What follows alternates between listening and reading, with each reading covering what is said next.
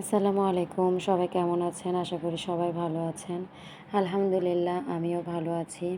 নতুন একটি blog video নিয়ে হাজির হলাম।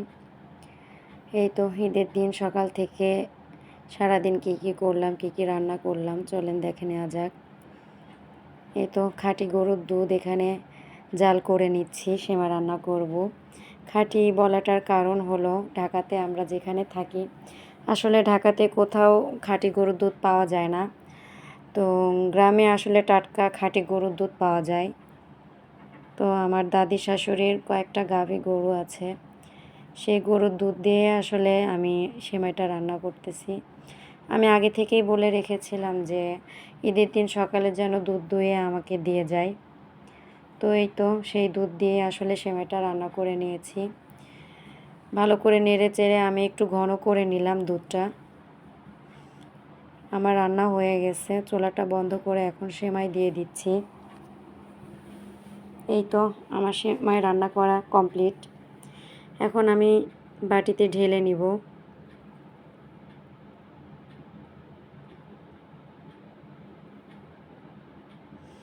আমার হাজব্যান্ডরাও সবাই রেডি হয়ে গেছে, ঈদের নামাজ পড়তে যাবে। তো এই মুহূর্তে আমি সেমাই ঢেলে আসলে ঠান্ডা করে নিয়েছিলাম। এই তো চলে আসলাম বাটিতে। সকাল সকাল রান্না করে নিব। আমার হাজব্যান্ডরা নামাজে গেছে, এই ফাঁকে আমি সকালের খাবার রেডি করে নিচ্ছি।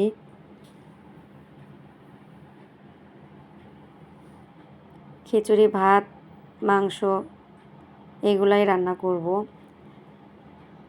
এই তো আমার শাশুড়ি খিচুড়ি ভাত বসিয়ে দিচ্ছে। তো আমি পারফেক্ট খিচুড়ি ভাতটা রান্না করতে পারি না।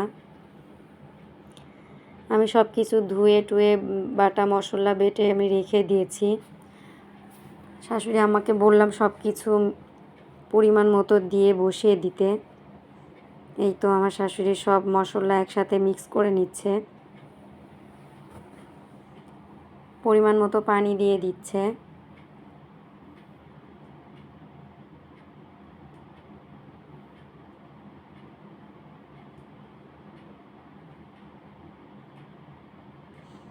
এই তো বসিয়ে দিলাম, ঢাকনা দিয়ে ঢেকে দিচ্ছি। এই ফাঁকে আমি গরুর মাংসটা রান্না করে ফেলি। ফ্রিজে 2 কেজির মতো গরুর মাংস ছিল, যেহেতু কুরবানি করতে এখনও দেরি আছে। তো আমি ওই গরুর মাংসগুলো ভিজিয়ে আমি গরুর মাংসগুলো রান্না করে নিচ্ছি।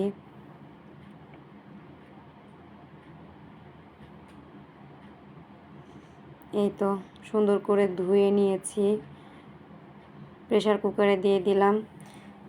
সমস্ত বাটা মশলা যত মশলা লাগে সব কিছু দিয়ে দিচ্ছি।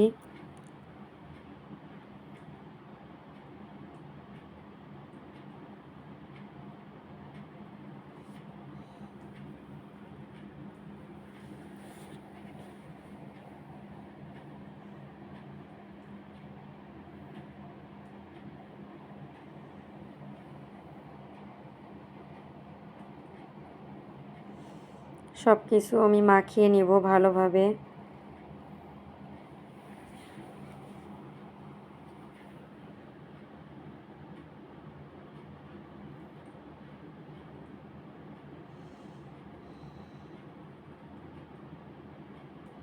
লবণটা দিতে ভুলে গিয়েছিলাম, লবণ দিয়ে আবারও মাখিয়ে নিচ্ছি সুন্দর করে।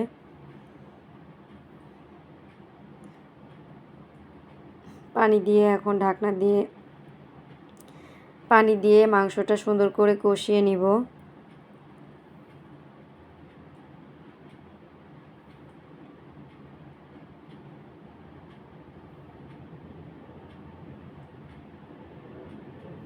নেড়ে চেড়ে মাংসটাকে কষিয়ে নিচ্ছি।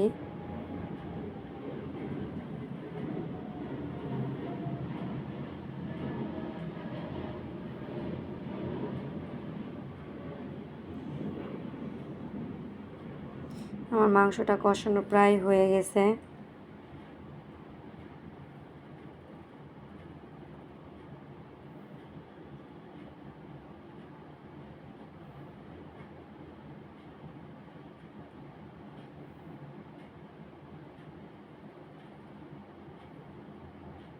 পানি দিয়ে দিচ্ছি। এখন পরিমাণ মতো পানি দিয়ে ঢাকনা দিয়ে ঢেকে দিব। কয়েকটা শীষ উঠলে আমার মাংসটা রান্না হয়ে যাবে।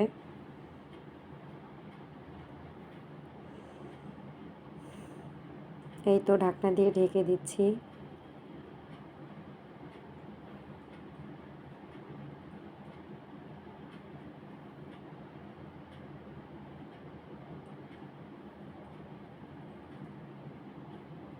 কয়েকটা শীষ তুলে নিচ্ছি। এই তো মাংস রান্না হয়ে গেছে। একটা বাটিতে ঢেলে নিব।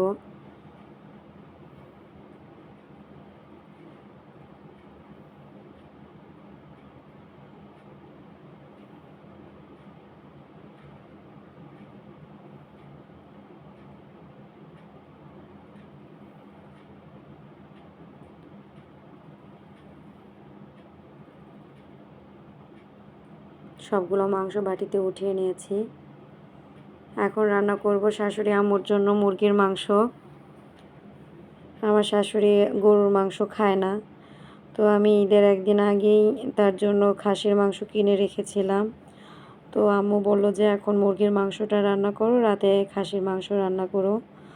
তো আমি মুরগির মাংসটা রান্না করে নিচ্ছি। মশলাগুলো আগে কষিয়ে নিচ্ছি।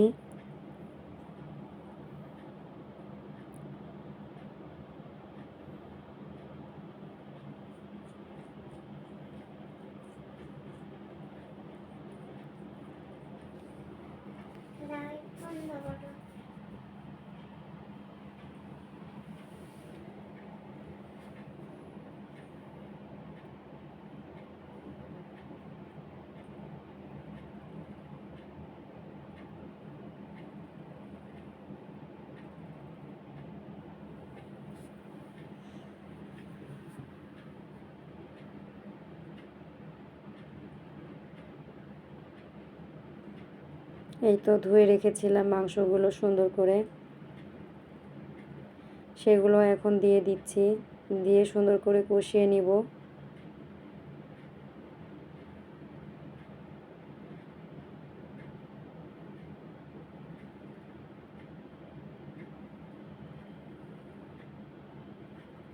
একটু পানি দিয়ে দিলাম।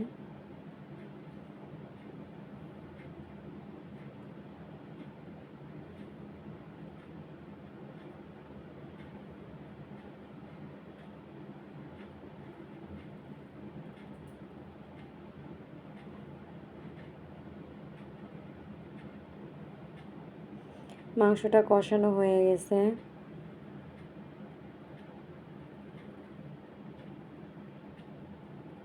এখন পরিমাণ মতো পানি দিয়ে ঢাকনা দিয়ে ঢেকে দিব।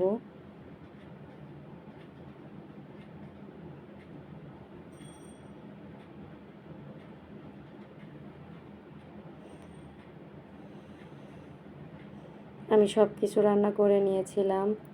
তো আমার হাজব্যান্ড সবাই আসলে নামাজ পড়ে এসে খাবার দাবার খেয়ে আসলে কোরবানির জন্য গিয়েছিল কাজে।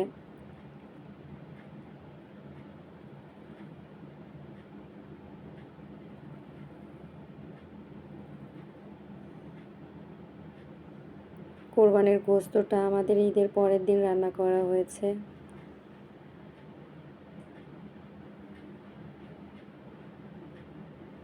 এই তো আমার রান্না কমপ্লিট।